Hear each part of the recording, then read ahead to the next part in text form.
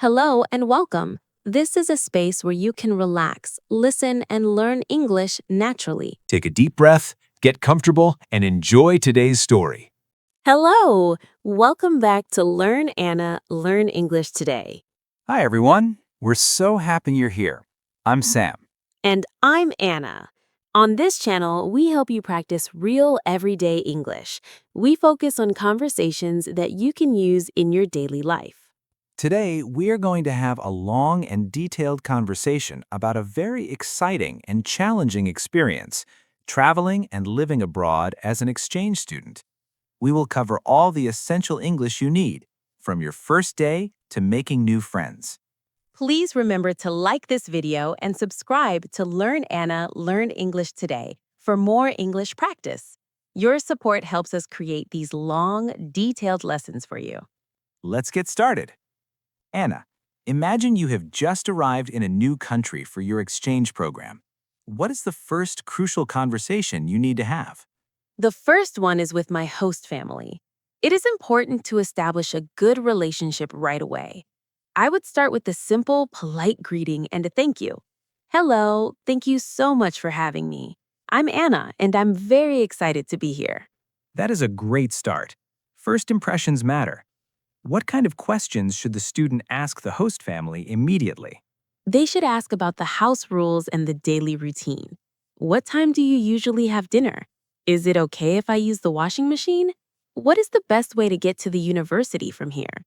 These questions show respect and help the student adjust quickly. They should also ask about local customs related to meals. For example, is it customary to help clear the table after dinner? Or, should I take off my shoes when I enter the house? These small details show cultural sensitivity. That is a great point, and they should be prepared to talk about their own country. The host family will be curious. They can use phrases like, in my country, we celebrate the new year by, or the most popular food where I come from is.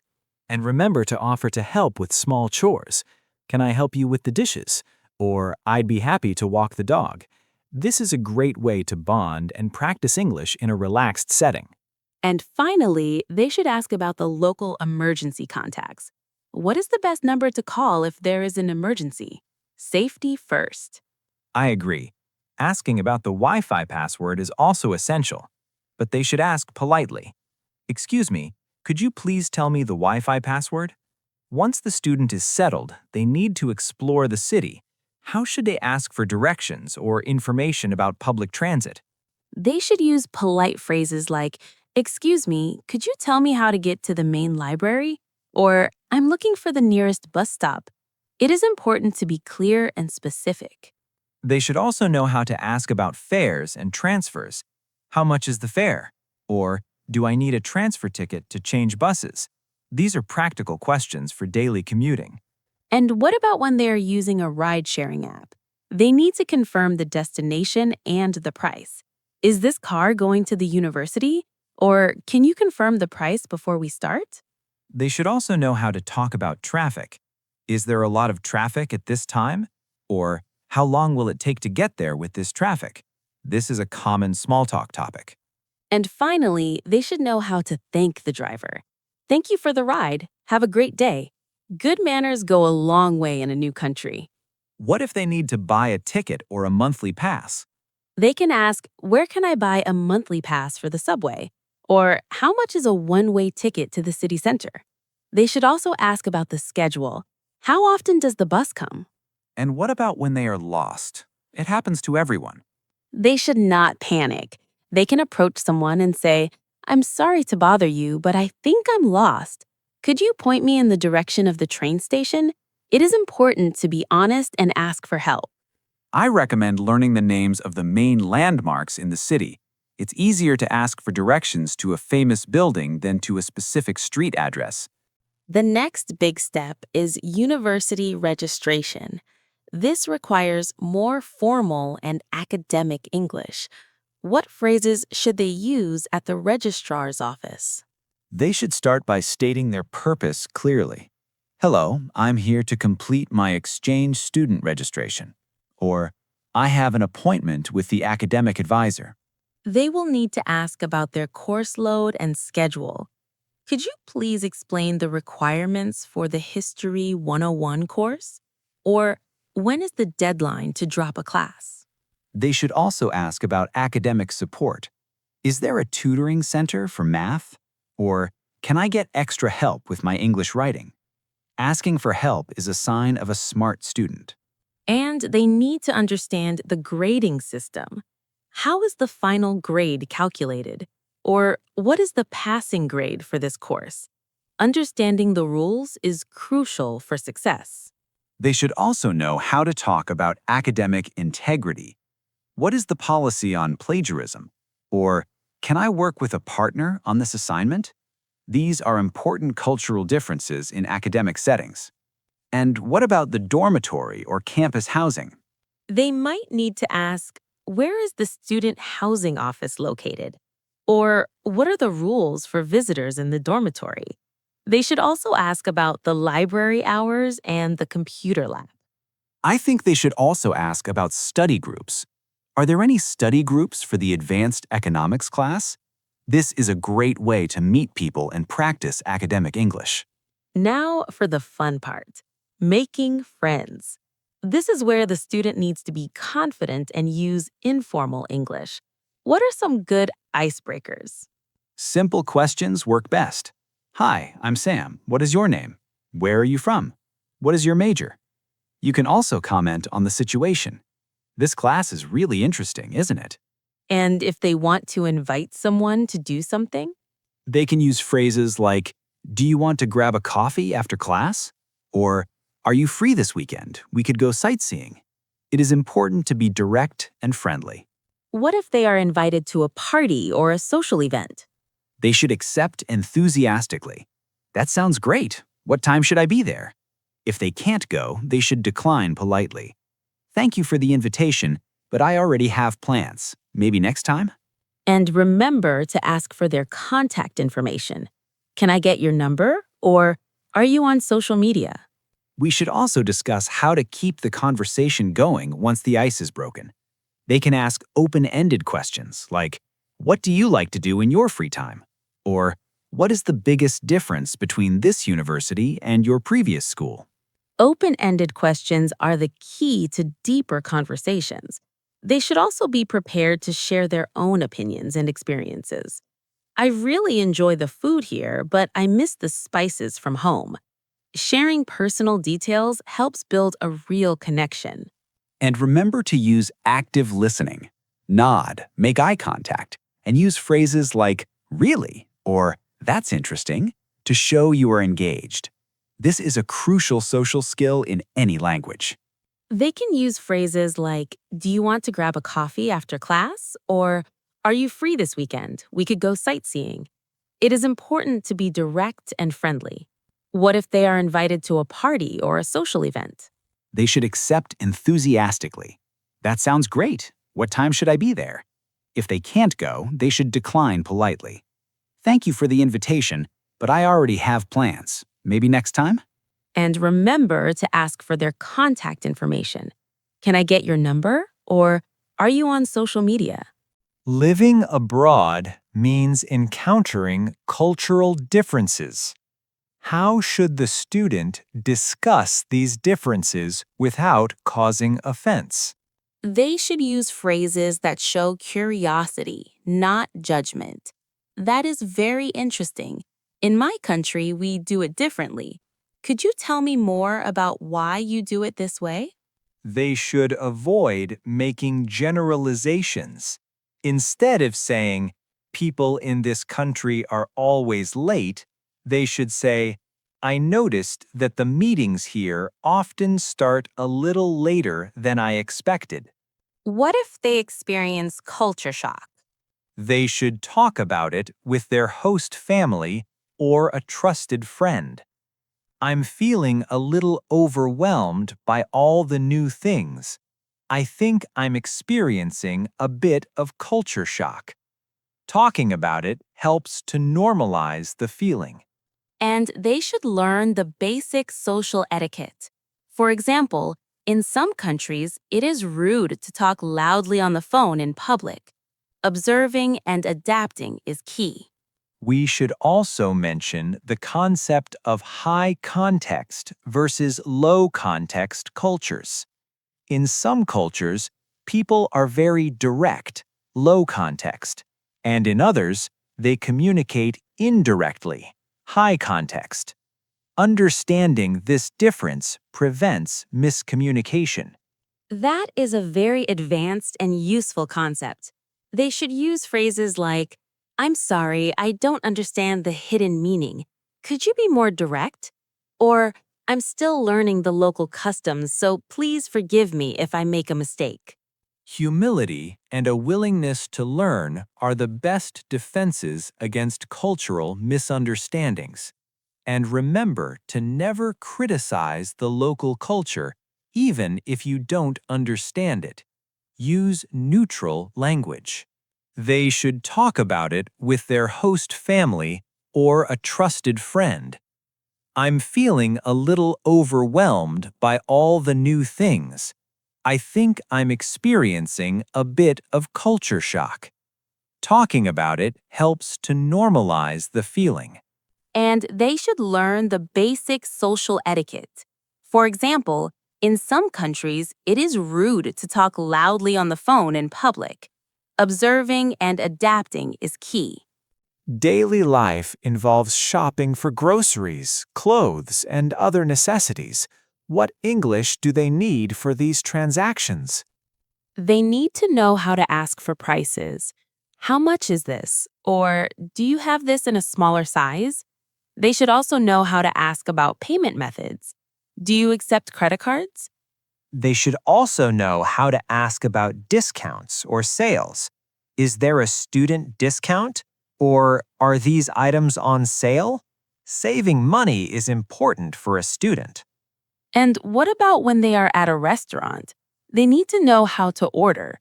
I'll have the chicken sandwich, please. Or could I see the menu again? They should also know how to ask about allergies. Does this dish contain nuts? Or I'm allergic to gluten. This is a crucial safety conversation. And finally, they need to know how to ask for the bill and discuss the tip.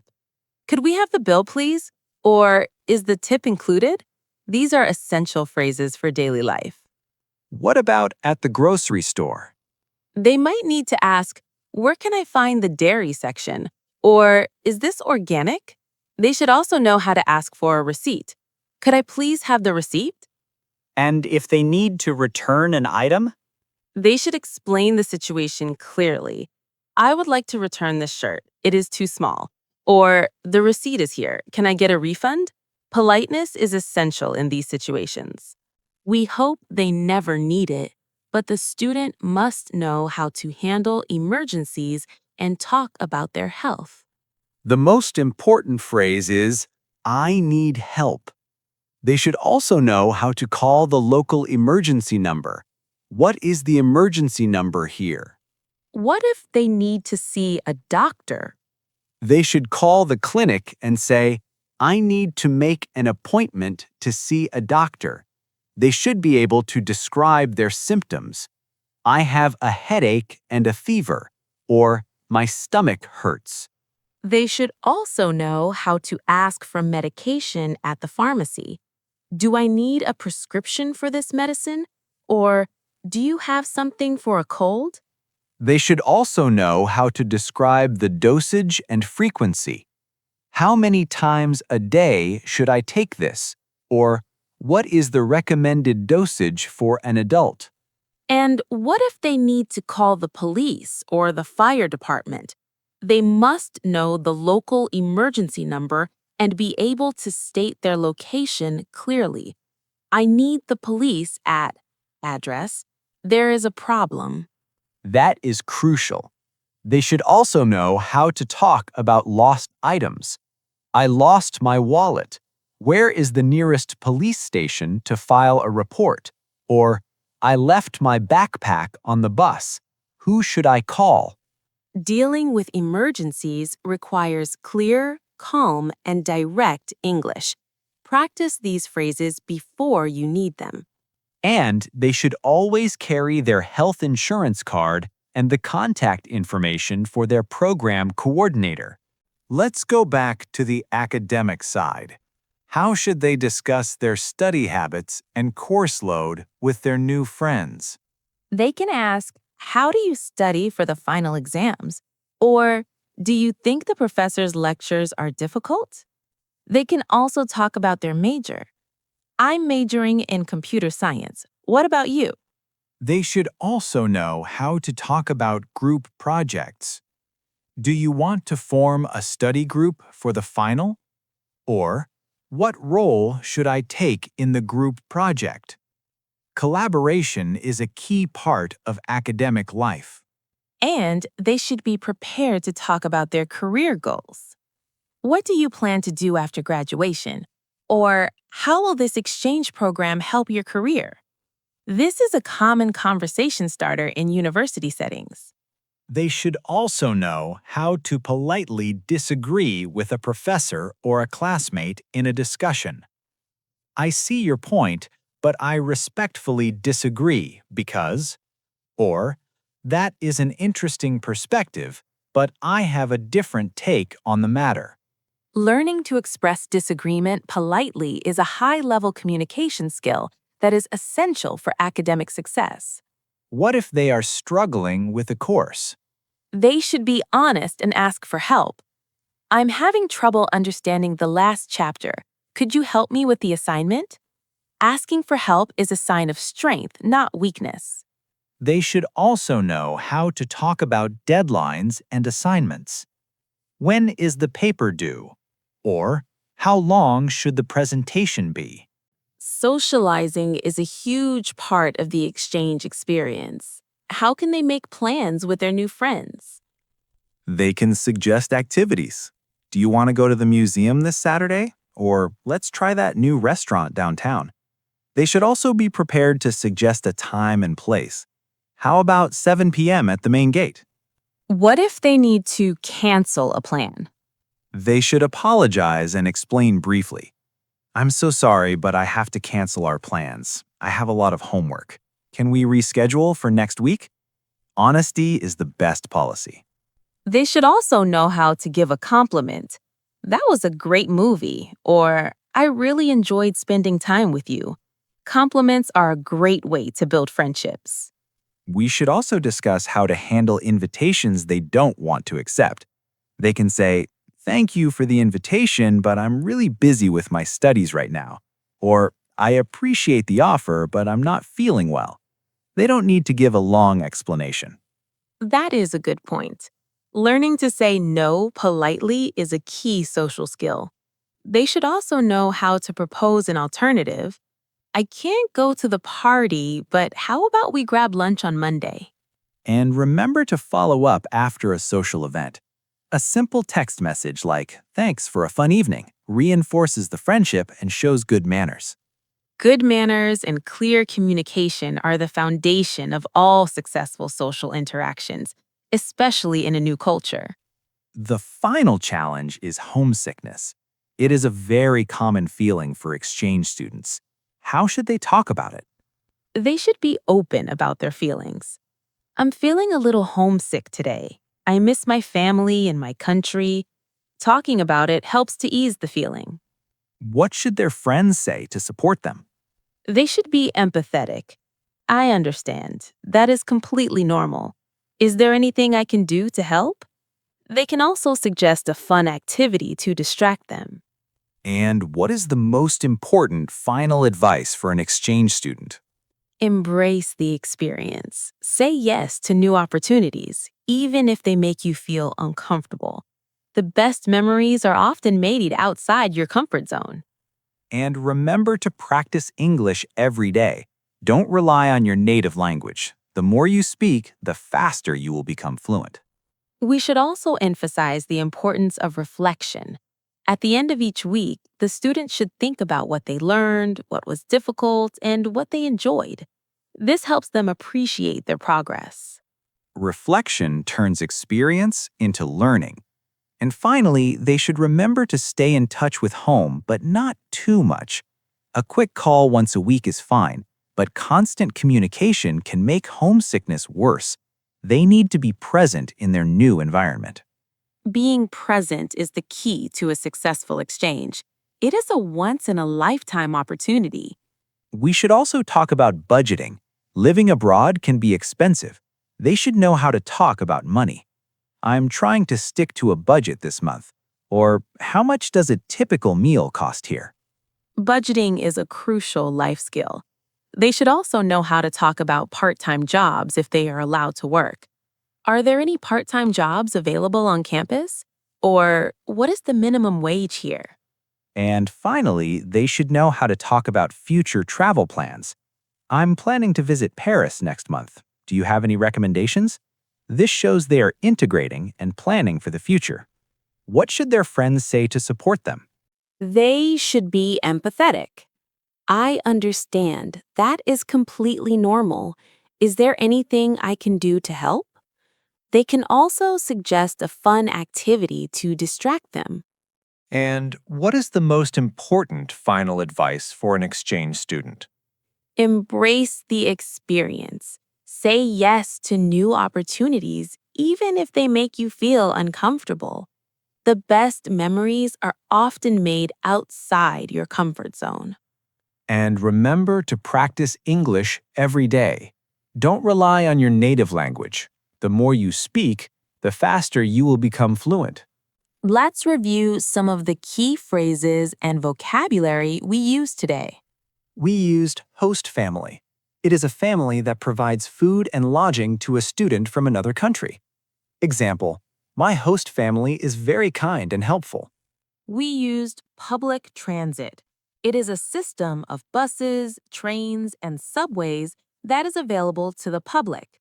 Example, I use public transit to get to the university. We used course load. It is the number of courses or credits a student is taking. Example, my course load this semester is very heavy. We used icebreaker. It is something that is said or done to relieve tension or awkwardness at the start of a social event. Example, asking, "Where are you from?" is a good icebreaker. We used culture shock.